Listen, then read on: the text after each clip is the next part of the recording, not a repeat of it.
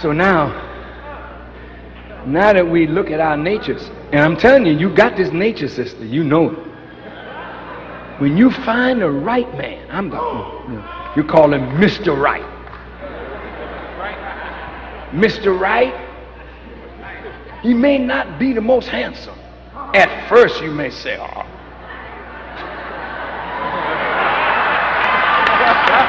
You may turn up your nose at him because you're looking for Mr. Right to be, yeah.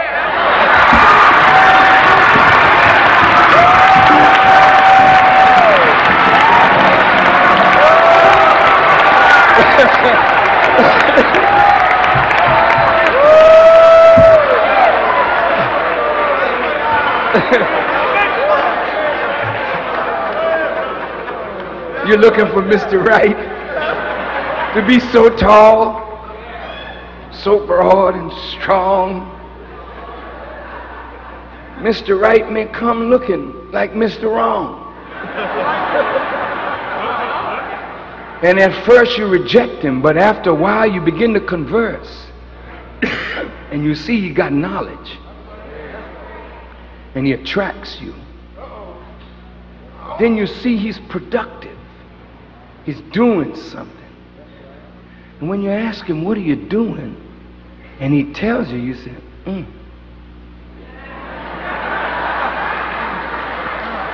I could help this man.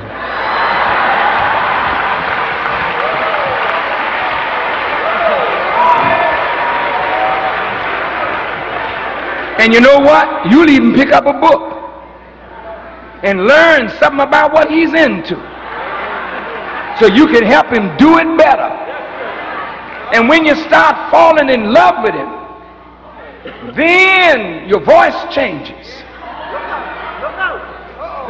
Yeah. You don't say, get on in here. Your voice gets real soft and sweet and mellow.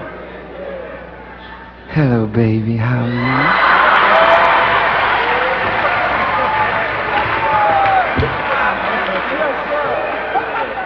I just couldn't help it. I was just here thinking about you, waiting for you to come on home. You can come by motorboat. You can jump on a magic carpet and float, but get here if you can.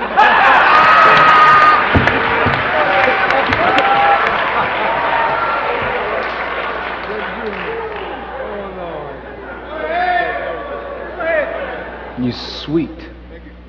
You're tender.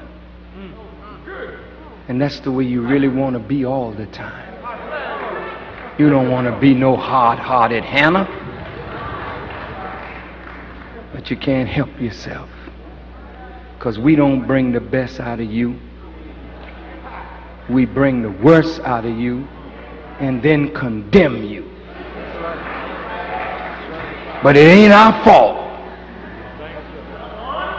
It's not our fault. These are great men. Every one of them is a great man.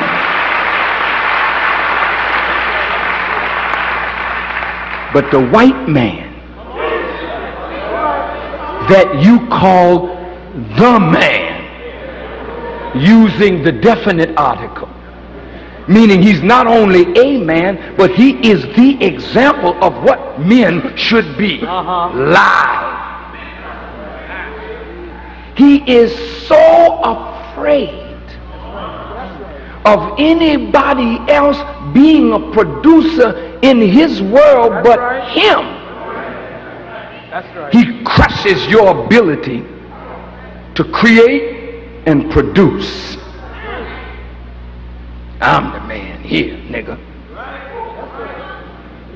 You ain't gonna produce nothing. I'm the producer, you come work for me. And what do you say? I'm looking for a job. And when Whitey had one, he loved to give a nigga a job. You sweeping, you pushing, you pulling, Or you come out of college and use your degree to further his corporate stuff. And then you go home to your black wife. Hey, baby. Yeah, you know, I just got a raise. I'm now the vice president in charge of physical fitness in the corporation.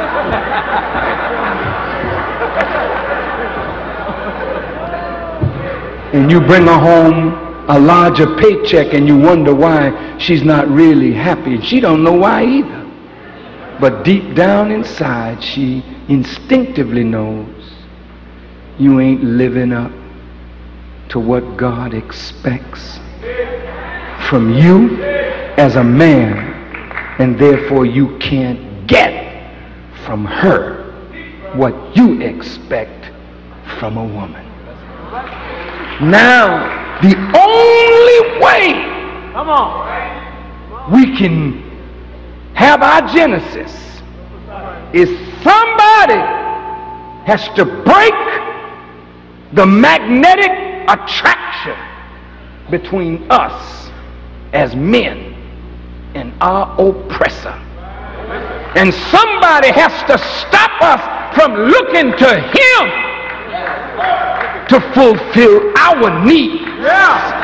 But look to God and to yourself, and out of yourself become a producer once again.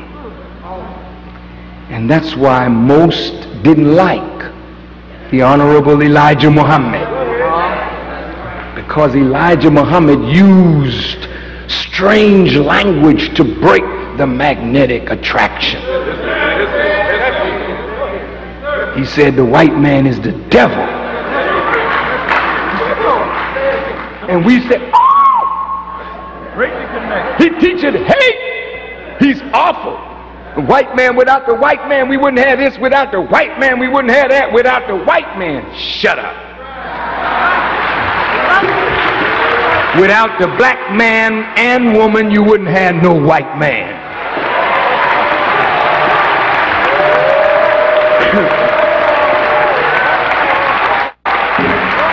So,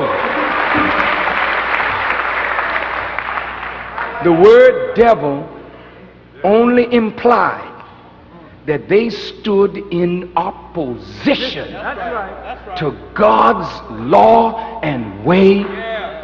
And since God made you a producer and they said no nigger is going to produce, they stood as an adversary. God made you to be free, they said enslave the nigger.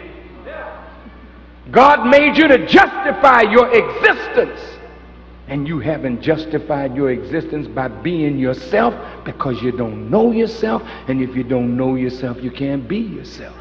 So the enemy stands here keeping you from your destiny. So God has to remove the enemy from you and remove you from the enemy so you can have your Genesis. So in the beginning, when he made light, he separated the light from the darkness. In one part he called day, and the other part he called night. And they don't coexist. When night comes, day goes. When day comes, night goes. If the white man is going to rule, you are not going to make it. You keep under his rule, you will stay a nigger, hurt, dissatisfied, and your women will be just like they are right now. But until we as men recognize that white rule got to end where we are concerned, I don't know what the women want, and I don't really care, because they're going to follow us.